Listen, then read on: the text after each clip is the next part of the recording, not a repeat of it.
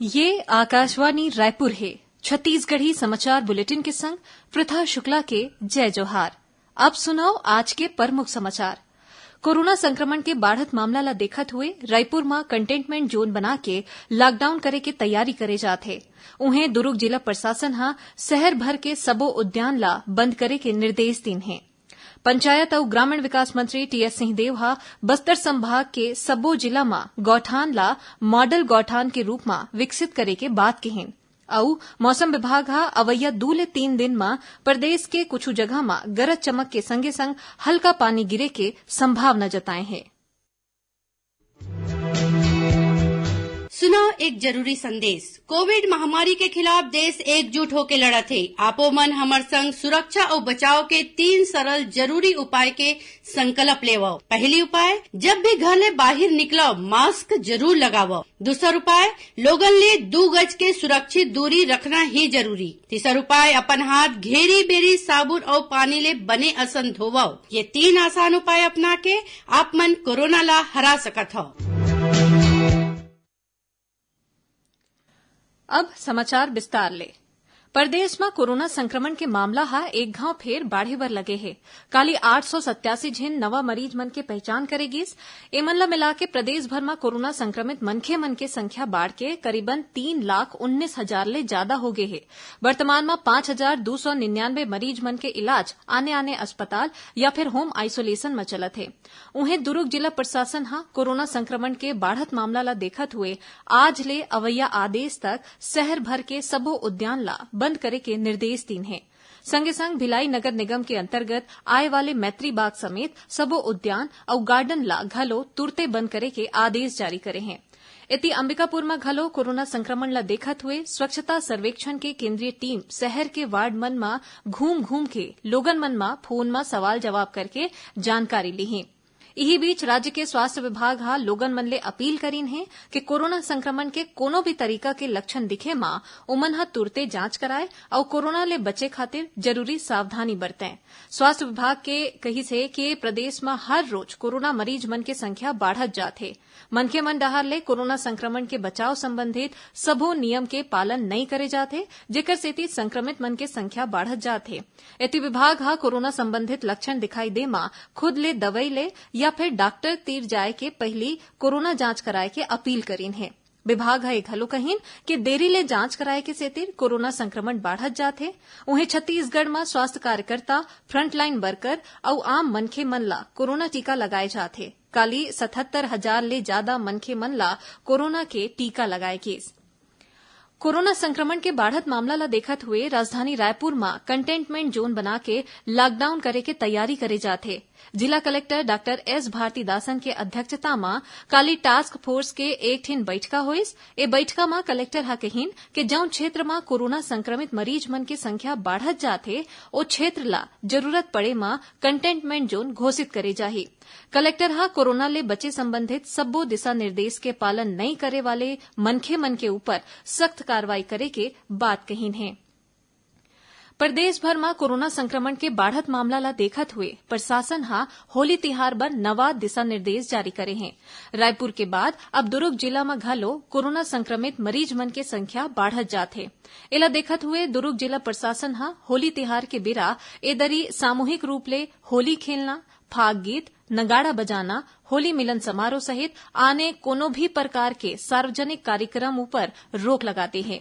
उन्हें होलिका दहन कार्यक्रम में मास्क लगाना, सोशल डिस्टेंसिंग के पालन और सैनिटाइजर के प्रयोग करना जरूरी होही और संगे संग तिहार के एक दिन संघरा 5 ले ज्यादा मनखे मन के संग एक संग ऊपर घूमे ऊपर घलो रोक लगाए गए है।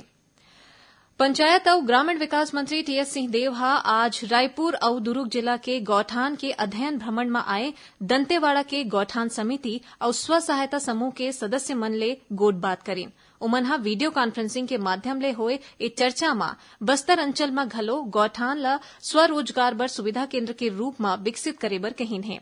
ए मौका में प्रतिनिधि मन पंचायत मंत्री के संग अपन अध्ययन यात्रा के अनुभव ला घलो साझा करीन। जानबा के अनुसार दंतेवाड़ा जिला के गौठान समिति और महिला स्व सहायता समूह के 25 मनखे मन के दल हा रायपुर और दुर्ग के गौठान के अध्ययन भ्रमण पर पहुंचे हैं। गोडबात के बेरा श्री सिंहदेव हा अध्ययन दल के मनखे मनला बस्तर संभाग के सबो जिला में गौठान ला मॉडल गौठान के रूप में विकसित करे बर कहीन है। छत्तीसगढ़ी समाचार बुलेटिन आप मन आकाशवाणी रायपुर ले सुनत हव। छत्तीसगढ़ के खबर ले है आपकी वास्ता और खबर के विश्वसनीयता ले है हमर वास्ता। आकाशवाणी समाचार रायपुर के प्रादेशिक समाचार बुलेटिन के संगे संग हमार समसामयिक कार्यक्रम आप रेडियो के संग अपन मोबाइल में घलो सुन सकत हव। आकाशवाणी समाचार फेसबुक, ट्विटर और यूट्यूब में घलो हावय।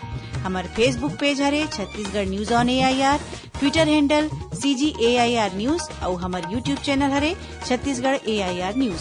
तो अब रेडियो के संगे संग आपके मोबाइल के माध्यम ले हम आप तक पहुंचत हन।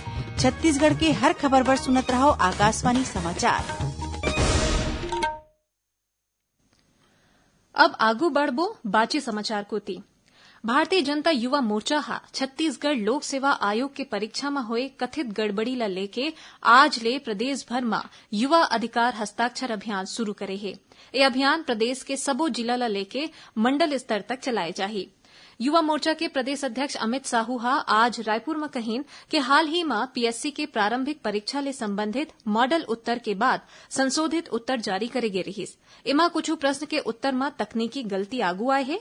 जैसे एक ठिन प्रश्न के उत्तर में कहे गे है कि छत्तीसगढ़ में दक्षिण पूर्व मानसून ले बारिश होथे। श्री साहू हा कहीन कि ऐसा गलती ले विद्यार्थी मन के बीच भ्रम के स्थिति पैदा हो सकत है। एखरे सेतिर एखर ऊपर तत्काल उचित कार्रवाई करे के जरूरत हवय। प्रदेश में पहली घाव वार्षिक मलेरिया परजीवी दर API सबले कम 1.17% दर्ज करे गे है। राज्य में सालाना मलेरिया ले पीड़ित होए वाले लोगन मन के औसत संख्या बढ़ के तेजी ले कम हुआ जाथे। जानबा के अनुसार 5 बछर में प्रदेश के वार्षिक मलेरिया परजीवी दर में 4.04% के गिरावट दर्ज करे गे है। जबकि भारत सरकार डहार ले जारी API रिपोर्ट के अनुसार बछर 2015 में प्रति 1000 के आबादी में औसत 5.21% मनखे मलेरिया ले पीड़ित होवत रहीन। राज्य में मलेरिया मुक्त बस्तर और मलेरिया मुक्त छत्तीसगढ़ अभियान के व्यापक असर देखे बर मिलत है। राष्ट्रीय स्वास्थ्य मिशन और छत्तीसगढ़ सरकार डहार ले करे जात ए दोनों अभियान के संचालन ले मलेरिया पीड़ित मन की संख्या में सरलग कमी हुवत है। दुर्ग लोकसभा सांसद विजय बघेल हा आदिवासी बहुल बस्तर क्षेत्र में घलो अखिल भारतीय आयुर्विज्ञान संस्थान एम्स अस्पताल बनाए जाए के मांग करे हैं। उमन हा कहीन है कि एखर ले इहां के मनखे मन ला अच्छा चिकित्सा सेवा के लाभ मिल सकी। काली लोकसभा में श्री बघेल हा केंद्रीय स्वास्थ्य मंत्री डॉक्टर हर्षवर्धन के आगू ए मांग ला राखिन है। ए बेरा में उमन हा रायपुर में एम्स अस्पताल बनाए जाए बर पूर्व प्रधानमंत्री स्वर्गीय अटल बिहारी वाजपेयी ला सुरता करत हुए उखर मन के प्रति आभार जताइन है। राजधानी रायपुर में 19 और 20 मार्च के छत्तीसगढ़ी साहित्य महोत्सव के आयोजन करे जाही। एक ठिन निजी होटल में होवैया ए 2 दिवसीय महोत्सव में मुख्यमंत्री भूपेश बघेल हा साहित्यकार मन के सम्मान और पुस्तक के विमोचन घलो करही। महोत्सव में छत्तीसगढ़ी भाषा, साहित्य और संस्कृति के उन्नयन, स्वाभिमान तथा वर्तमान स्थिति ऊपर गोडबात करे जाही। प्रदेश में मौसम एक घाव फेर बदले बर लगे है। मौसम विभाग के अनुसार महाराष्ट्र और ओखर तीर तार के ऊपरी हवा में एक ठिन चक्रीय चक्रवात बने हुए है। एकर प्रभाव ले छत्तीसगढ़ में घलो आंशिक रूप ले बादल छाए है। मौसम वैज्ञानिक मन के कहना हवय कि ए बदलाव के सेतिर अवैया 2 ले 3 दिन में प्रदेश के कुछ जगह में गरज चमक के संगे संग हल्का पानी घलो गिर सकत है। संगे संग गाज गिरे के घलो चेतावनी जारी करे गे है। उन्हें 1 ले 2 जगह में करा घलो गिर सकत है।